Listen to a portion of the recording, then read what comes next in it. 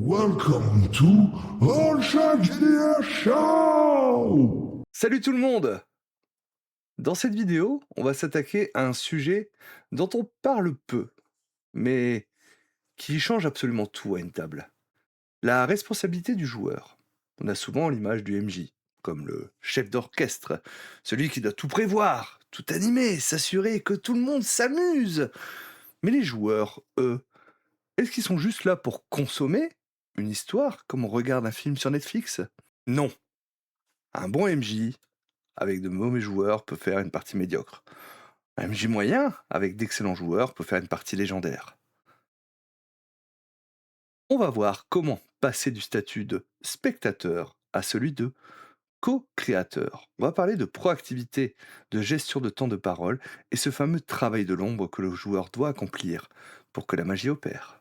La proactivité. Le MJ pose le décor, mais c'est le joueur qui doit l'habiter. La proactivité, c'est l'abandon de la posture de client. Dans un JDR, le joueur proactif est celui qui mord à l'hameçon, sans attendre que le MJ le tire par la manche. C'est comprendre que le scénario n'est pas un rail sur lequel on attend le prochain arrêt, mais une matière brute que le joueur doit sculpter par ses décisions.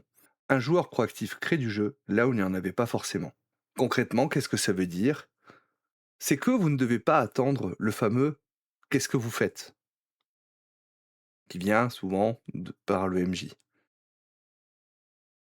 Ce que vous pouvez faire, c'est que plutôt que d'attendre ça, c'est que vous allez être acteur.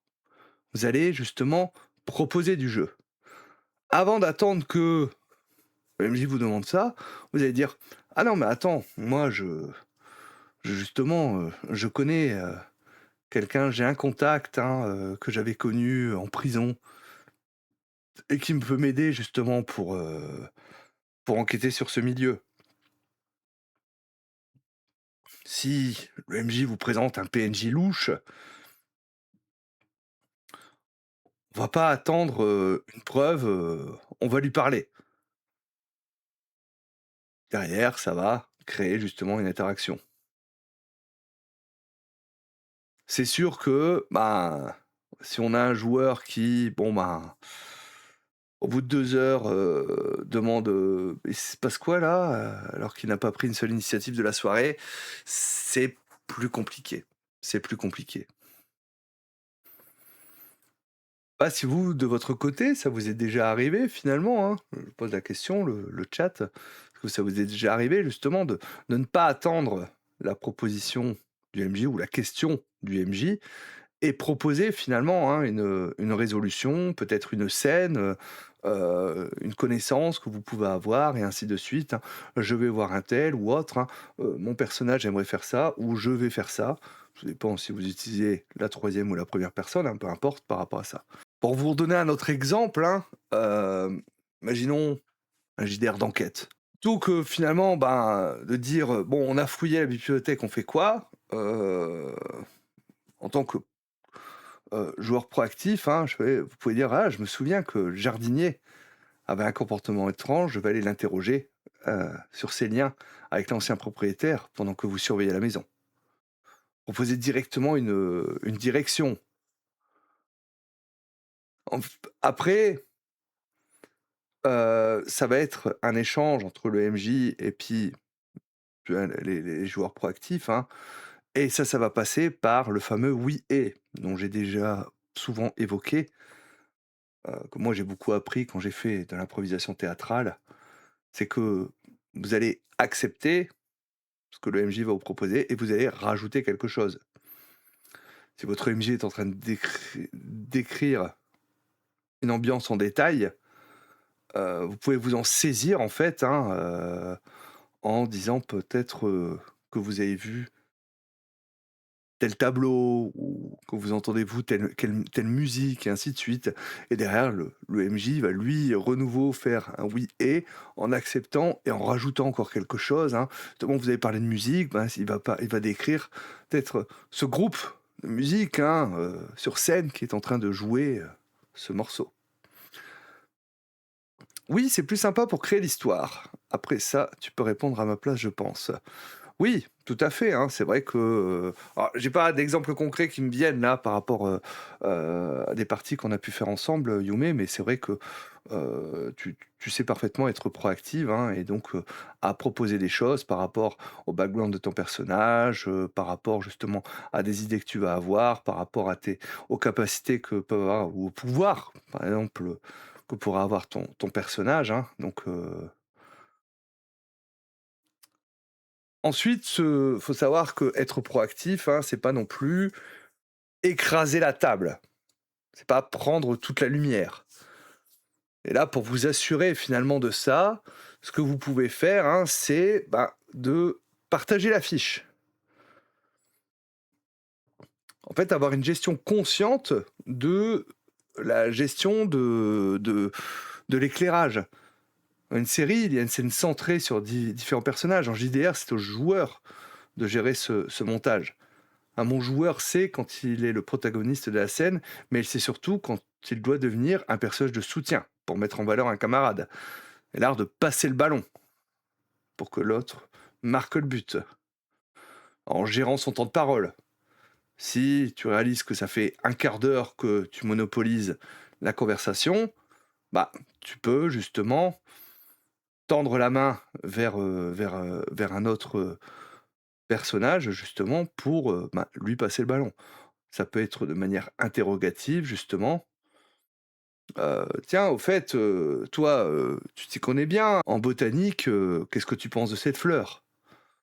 Ou d'autres, d'autres choses. Ça demande beaucoup d'écoute active. L'écoute active, hein, c'est que pendant que justement, il va y avoir un échange roleplay où, bah, on n'est pas forcément, dans la scène, bah, mon joueur finalement, il va pas, être sur son téléphone ou être, sur Instagram pendant la scène. Mais il va être, attentif ou attentive à la conversation pour dire de pouvoir rebondir derrière par rapport à ça. Et des fois, vous pouvez juste finalement réagir de manière physique. Hochement de tête, voilà, un sourire, ce genre de choses. Ce qui valide un petit peu leur scène et ce qui montre aussi au MJ bah, que vous êtes attentif par rapport à cette scène. Ça m'arrive aussi de tendre des perches au MJ, mais il faut qu'il soit prêt à improviser derrière. Ben, en fait, on est d'accord, il faut que ton MJ il sache improviser, et c'est pour ça que souvent l'improvisation peut simplement venir d'un oui et. On accepte et on rajoute quelque chose derrière. Et quand on arrive à se débloquer finalement vis-à-vis de cette règle, bah, on va voir que ça va fluidifier derrière. C'est-à-dire qu'on va être dans l'acceptation et derrière, ça va fluidifier notre improvisation. On va pas demander finalement au MJ de devoir décrire exactement le décor que tu avais en tête parce que il va dire oui, je suis d'accord que tu ailles dans ce lieu. Est-ce que tu peux le décrire? Et voilà, il a accepté. Il t'a derrière repassé le ballon par rapport à ça. Alors attention, parce que la question veut aussi dire que bah, moi je ne saurais pas le faire, est-ce que toi tu as quelque chose en tête? Mais c'est aussi ça le truc, c'est que on joue pas seul, on joue ensemble autour de la table. Et le MJ est un joueur ou une joueuse comme un autre autour de la table, hein, justement, afin de pouvoir rebondir par rapport à tout ça.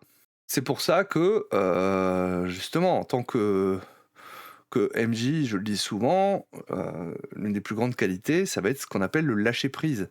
Accepter qu'on peut pas être maître de la totalité des choses, en fait. Parce que vous ne pouvez pas être maître. Parce que sinon, vous racontez juste une histoire à un auditoire. Vous n'êtes pas en train de jouer avec d'autres personnes. Parce que forcément, la narration passe aussi par vos joueuses et vos joueurs.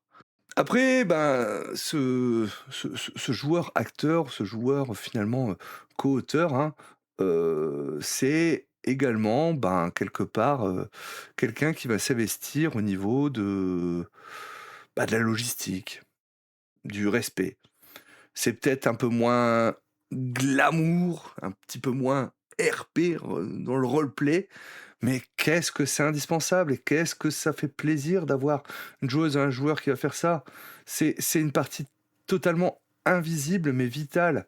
Parce que finalement, un JDR, c'est une structure de règles et une continuité narrative. Le joueur responsable, le gardien de cette structure. S'approprier la technique, ce n'est pas être un optimisateur.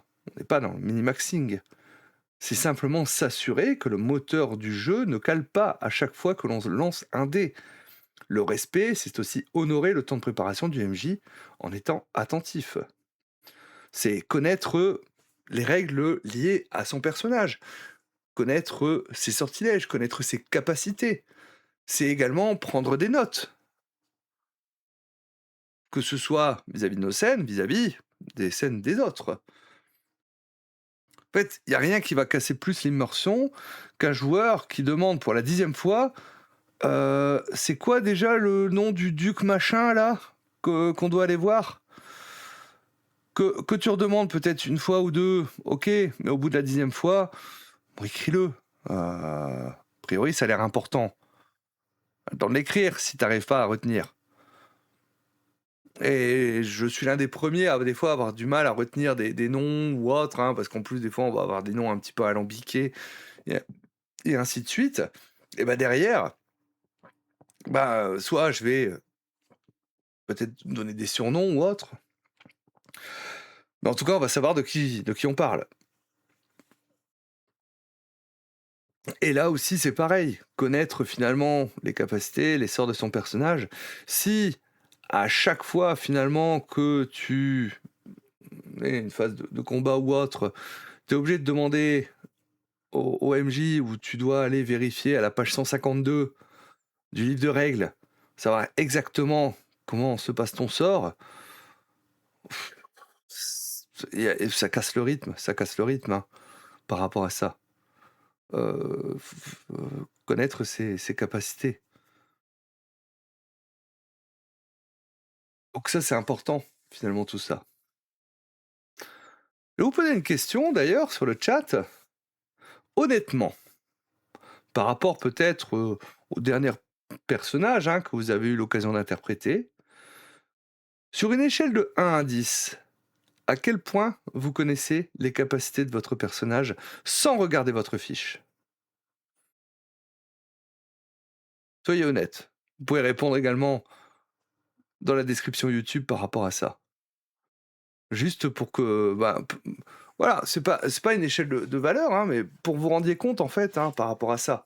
Alors c'est sûr que si vous avez joué à un jeu très simple, ce sera peut-être plus facile, mais si vous allez peut-être faire un Pathfinder, ce sera peut-être plus la même chose. En tant que joueur co-auteur, hein, c'est bête à dire, hein, mais on parlait encore sur un autre Discord, hein, aujourd'hui, c'est bon, arriver à l'heure, prévenir si on est absent, balancer une discussion sur le dernier film. Voilà, être attentif finalement à son environnement. Aider le MJ à mettre en place une scène, ce genre de choses. 9 sur 10, je joue pas à des jeux complexes, c'est vrai. Je n'ai pas de perso actuellement, mais le dernier perso joué, oui, je connaissais les sorts. Mais c'est bien, c'est bien. Si on parle des masques, ces manœuvres, je les connais pas. Magna, j'ai qu'une seule aptitude de soigner, donc ça va. Ouais, mais voilà, mais au moins vous la connaissez. Voilà. Donc c'est plutôt cool. C'est plutôt cool. Moi, ça m'est déjà arrivé dans des jeux, si j'avais pas la fiche, j'étais incapable de savoir les capacités de mon personnage hein, par rapport à ça. En conclusion, finalement, par rapport à tout ça, c'est que n'oubliez jamais que le JDR, hein, c'est aussi un peu un contrat social. Le MJ offre un monde, mais ce sont les joueurs qui lui donnent vie. Être un bon joueur, ce n'est pas forcément faire des voix incroyables et connaître les règles par cœur. C'est des fois simplement être présent, mentalement et émotionnellement. La prochaine fois que vous vous asseyez à une table, demandez-vous qu'est-ce que je peux faire ce soir pour rendre la partie meilleure pour les autres? Si tout le monde se pose cette question, je vous garantis que vos campagnes passeront au niveau supérieur. Merci à tous d'avoir suivi cette vidéo. Merci pour vos témoignages dans le chat. On se retrouve la semaine prochaine et d'ici là, soyez les héros que vous aimeriez avoir à votre table.